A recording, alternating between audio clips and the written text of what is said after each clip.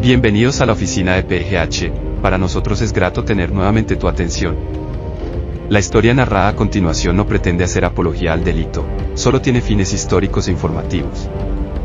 Recuerda que el relato está basado en anécdotas e investigaciones, por ello puede que algunas cosas no hayan sucedido como se cuentan en el video, eres libre de sacar tu propia versión.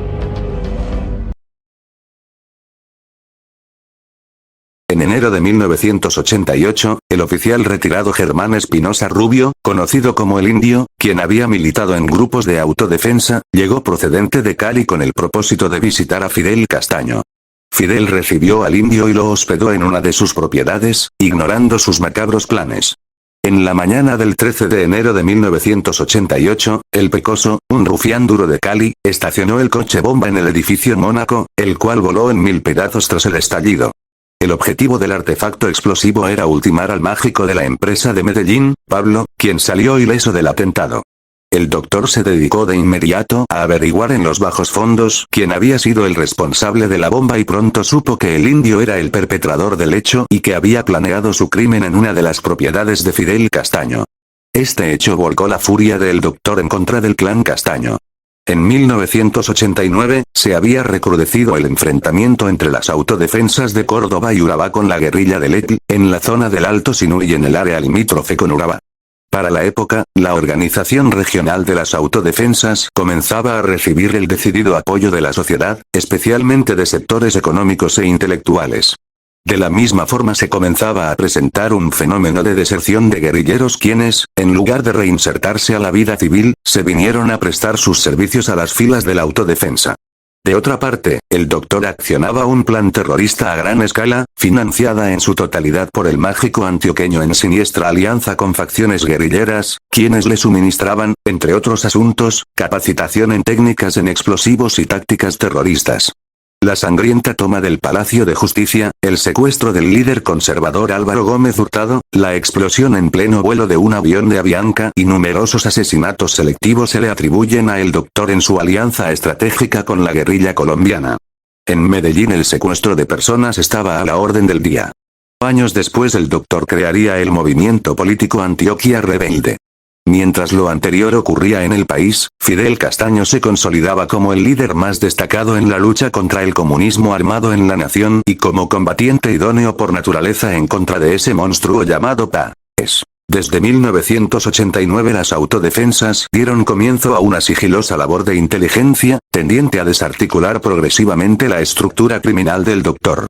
Estas tareas incluyeron anónimos, caza de información, espionaje, indagaciones, seguimientos, interceptaciones, infiltraciones, suplantaciones y abundante información para las autoridades, todo en medio de la mayor discreción y reserva, debido a que el poder del doctor era tan inmenso que hubiese resultado suicida enfrentarlo directamente. Una noche de aquella época, en reunión ante Fidel Castaño, un grupo de líderes de autodefensas comprometieron su empeño en librar una lucha sin cuartel ante el nuevo aliado de las guerrillas, el doctor. Ninguno de estos a partir de esa noche pudieron conciliar con tranquilidad el sueño, en razón a las implicaciones y consecuencias de su determinación de acabar con el mágico. En 1990, cuando resultó electo como presidente de los colombianos el dirigente liberal César Gaviria Trujillo, el espiral de violencia desatado por el doctor arreció con todo su ímpetu en las principales ciudades capitales de Colombia. Por aquellos días en el país se vivía la euforia de ese triunfo político que significó la famosa séptima papeleta, iniciativa de corte social liderada por jóvenes colombianos, que culminó en la convocatoria de la Asamblea Nacional Constituyente.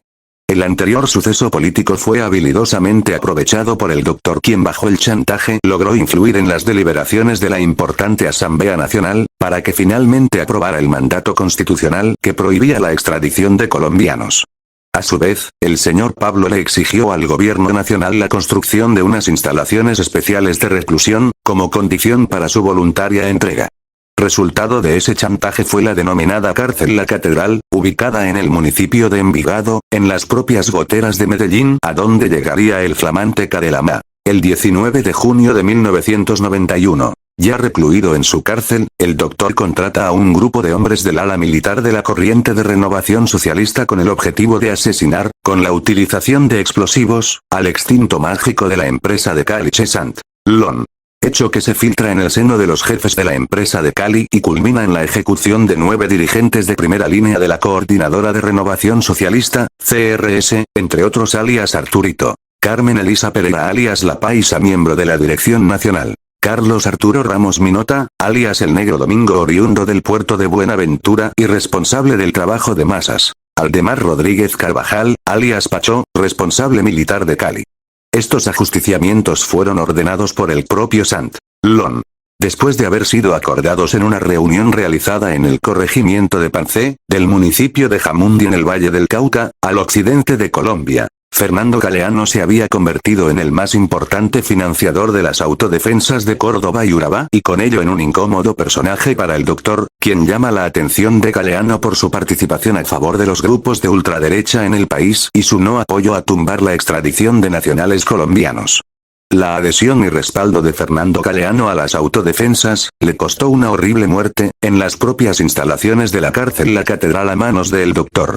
Otros aclaran que fue el robo de la caleta y que el doctor estimó hasta el último momento a Galeano. Otro hecho gravísimo lo constituyó el atentado perpetrado en Medellín por el mágico en contra del joven Carlos Castaño. Del episodio, Carlos salió ileso pero la misma suerte no la tuvieron un hijo y un sobrino del jefe paramilitar más antiguo de Colombia Ramón Izaza, quienes fallecieron en la acción armada. El hecho ocurrió en inmediaciones del municipio de Doradal, en el Magdalena Medio antioqueño. Vale recordar que don Ramón Izaza libró su propia y particular batalla contra el doctor cuando éste trató de sacarlo de su zona a punta de bala. Izaza le ganó la guerra a quien jamás pudo correr de esa zona del Magdalena Medio al Viejo. Otro episodio similar ocurriría con el comandante de las autodefensas campesinas de Puerto Boyacá, Henry de Jesús Pérez Morales. En los últimos meses del año 1990, Pérez, influido fuertemente por Fidel Castaño y por la acción de otros hechos ocurridos en Puerto Boyacá, tomó la decisión de apartarse definitivamente del doctor, inclusive colaboró con su captura. Ello le significaría una declaratoria de guerra con resultados fatales. Efectivamente, los trágicos episodios que terminaron con el asesinato del comandante de las autodefensas del Magdalena Medio, Henry de Jesús Pérez Morales, hicieron parte de los planes que desde la catedral, Escobar empezó a fraguar, para pasarle la cuenta de cobro a sus enemigos. La misión para eliminar a Pérez le fue encomendada a alias Carnegato, quien le profesaba a Pérez una enemistad a muerte, originada por el asesinato de varios miembros de su familia, incluida la madre de Carnegato la señora Cecilia. Puesta en marcha la misión, este contrató a varios pistoleros del municipio antioqueño de Bello para encomendarles la tarea de sacarlo del camino. Pérez fue ultimado en plenas calles de su fortín, el municipio ribereño de Puerto Boyacá, en el marco de la celebración del Día de la Virgen del Carmen, el 20 de julio de 1991. Junto a Henry fueron abaleadas 10 personas más, entre ellas, 8 totalmente ajenas a cualquier tipo de querella.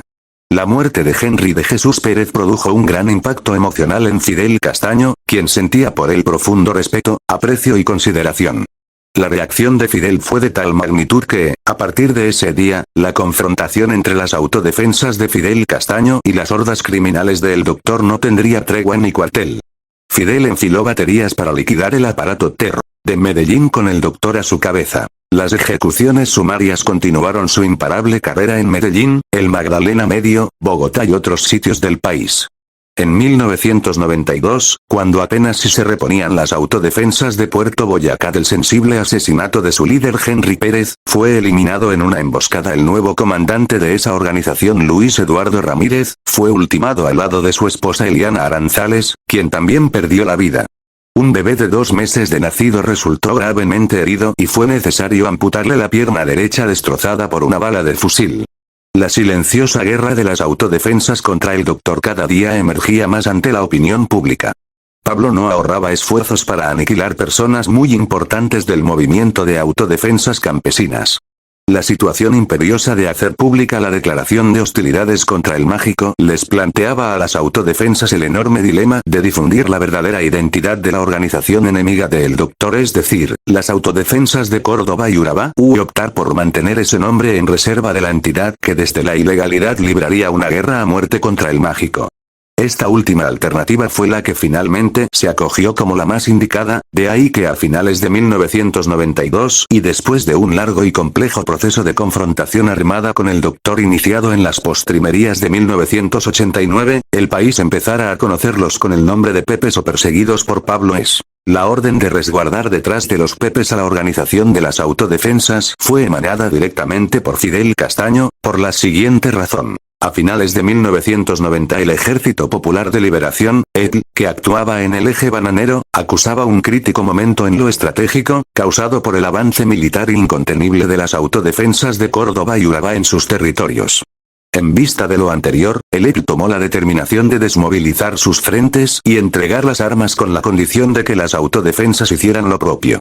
Para facilitar este acontecimiento de paz, Fidel Castaño, públicamente, se comprometió a desactivar la totalidad de las estructuras militares bajo su mando y, desde luego, a entregar el armamento. El pacto se llevó a cabo, la guerrilla del EPL se desmovilizó y entregó las armas, pero Fidel Castaño decidió, habilidosamente, entregar un tercio del arsenal de guerra y dispuso el ocultamiento de sus mejores armas, argumentando que en la región aún quedaban en plena vigencia agresiva los frentes del bloque José María Córdoba de las FARC. Las ACU realmente no se desmovilizaron en noviembre de 1990. 3 frentes acometieron el remedio de sometimiento a la justicia, únicamente para provocar la desaparición concertada del EPL. En razón a lo anterior, Fidel Castaño consideró políticamente inconveniente que el inevitable anuncio del resurgimiento de las autodefensas de Córdoba y Urabá, estuviese enmarcado dentro del contexto de la guerra contra el temible doctor. Fidel juzgaba que la opinión no asimilaría cabalmente los alcances del conflicto con el doctor y que dada la connotación criminal que éste tenía en la sociedad, difícilmente la misma podría pensar o aceptar el origen político de la confrontación. Por la anterior razón, Fidel opta por el nombre de los Pepes para cuidar la identidad de las autodefensas, en la lucha contra el mágico mientras éste vive.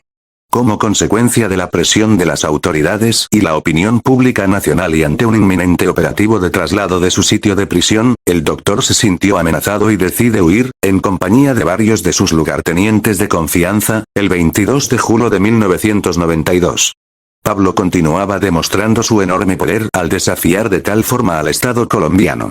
En su escabullida, instaló un retén en el sitio conocido como Las Palmas, a las afueras de Medellín, en donde asesinó a un oficial retirado de la policía. Igual suerte corrió el comandante de la SIJIN, capitán Fernando Posada Hoyos. Operativos criminales que dirigió el doctor en persona. Pablo lanzó una criminal ofensiva en contra de las Fuerzas Armadas, especialmente contra la policía, pagando por sus asesinatos entre 2 y 3 millones de pesos, a cualquier sicario que ejecutara a los uniformados. Gracias a la información de los Pepes y al apoyo de la ciudadanía fueron cayendo, uno a uno, hombres claves del doctor como el Chopo, Limón, Tison, el Palomo. Otros decidieron, ante la presión de las autoridades, entregarse voluntariamente como Popeye. Tomate, el Mugre, Otto y el Arete. Sin duda en determinado momento el doctor tuvo arrodillado al Estado y al gobierno nacional.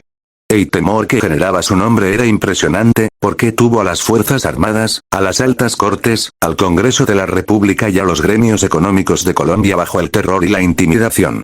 En época del doctor cayeron acribillados ilustres personajes, como el Procurador General de la Nación Carlos Mauro Hoyos, oficiales de la policía como Valdemar Franklin Quintero, industriales como Pablo Peláez González, quien había sido alcalde de Medellín. Incendió el doctor las fincas de Fabio Echeverry Correa y la del ex senador y gobernador de Antioquia, Luis Alfredo Ramos, quien para esa época era ejecutivo de la empresa Cerbunión. Secuestró a Norman Echavarría Olózaga y a Julián Echavarría, socios del Grupo Corona.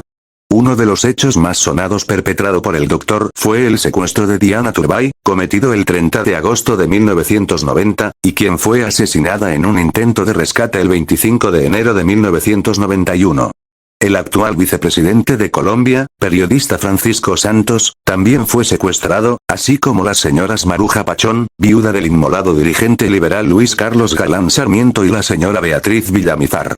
Mención especial merece el caso del secuestro de la señora Marina Montoya, hermana de Germán Montoya, quien fuera secretario general de la presidencia de Colombia en el mandato de Virgilio Barco, quien fue plagiada el 19 de septiembre de 1990 con el único propósito de asesinarla, por el supuesto incumplimiento de un pacto que habría hecho meses atrás el doctor con el gobierno del presidente Barco.